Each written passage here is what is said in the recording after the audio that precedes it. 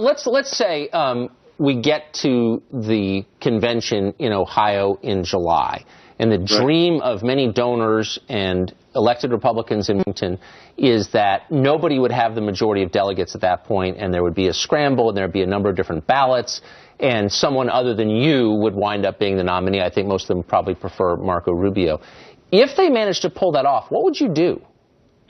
Well, number one, I think the loser of the night, you could say Ted and I each won 2, and we tied, and I won the big 2, in all fairness, Kentucky and Louisiana.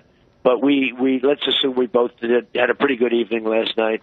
But the loser of the evening was Marco Rubio. He was the loser, and without question. And I was actually surprised to see how badly he did.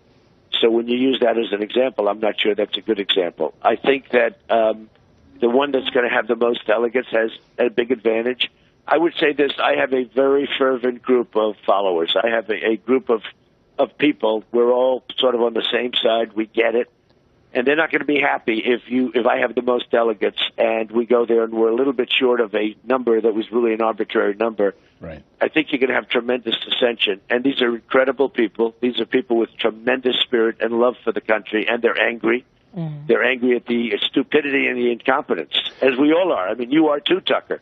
In all fairness, I think everybody is. If you're not, you don't love the country. When you see the Iran deal and you see all of the stupid trade deals that we have where we lose money with every nation we do business with. So I think that the people, we have great people. We have millions of people coming to vote that have never voted before. And you see that in the turnouts. I mean, the turnouts are record-setting in the history of the Republican Party. I mean, the biggest story in politics is all of these people coming out to vote. And I'll take credit for that, frankly, because if I weren't in the race, you'd have the same as you did 4 years ago, just the same boring things that would be just boring. I mean, that's the way it is. Maybe that's why The Apprentice was so successful. I mean, say what you want, but you have tremendous turnouts. And you look at the Democrat turnout, and it's down 35%. People are falling asleep.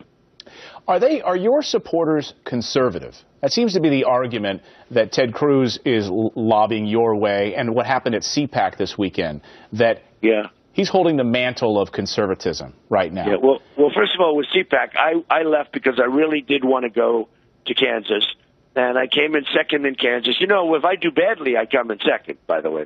And that was true even when we had many more candidates. But if I do badly, I come in second. I wanted to go to Kansas just to make sure I was, pretty well shored up there. And I picked up a lot of delegates in Kansas.